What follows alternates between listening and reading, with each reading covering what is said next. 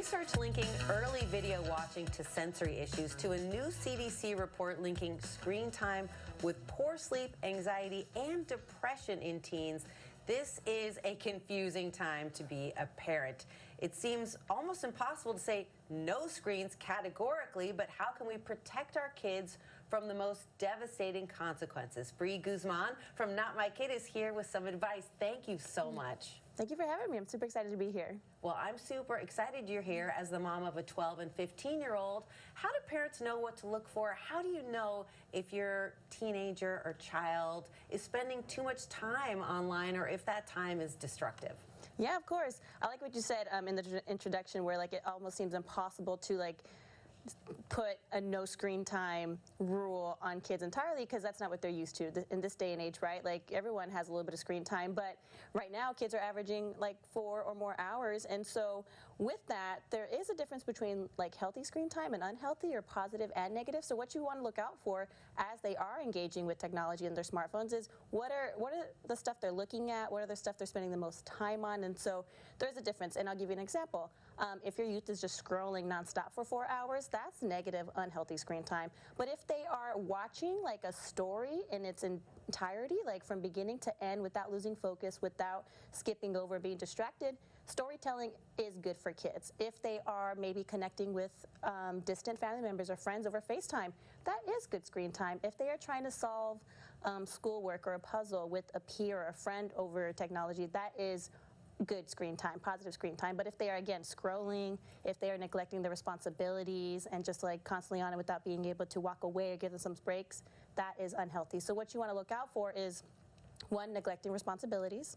How is it impacting their schoolwork? How is it impacting their relationships, not only within the household, but also with their peers? And also, are they still interested in those hobbies that are offline that brought them joy once before? Are they distancing themselves from that? So a couple of things, and you know your child best at the end of the day. Are they not themselves? Also, are they losing sleep?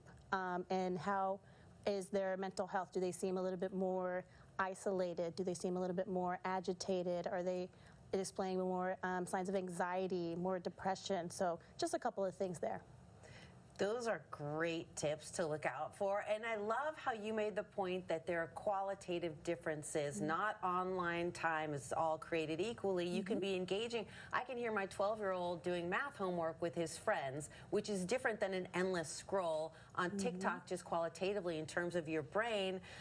I'm wondering, and this was in the intro, so as the parent of a 12-year-old, when he didn't have a phone, he was excluded from things like group chats of teammates, homework chats, those kind of things. So how can you craft an agreement with your child about their phone or their tablet? So your 12-year-old now has that device, right? Yeah, and now they're given access to it. I regret it, but I was stuck. I didn't want him to be excluded. I get that for sure.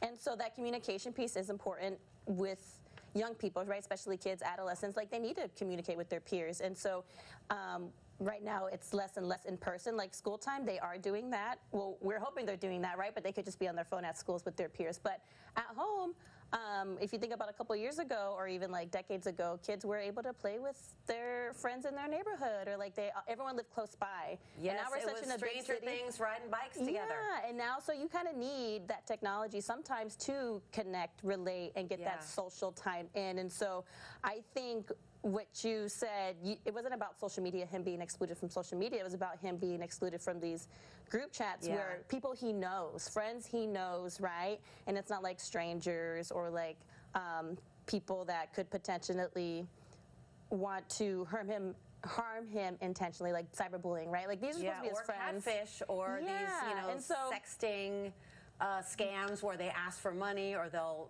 release nude pictures. I mean, that's very scary for teenagers. Yeah, so an agreement is like, this device that I'm giving you, there is a lot to it. It's not just like here, just roam free with it. You have unlimited access. There is so much to the internet, and we don't even know all sides of the internet. That it's important to let them know that there are dangerous sides of it.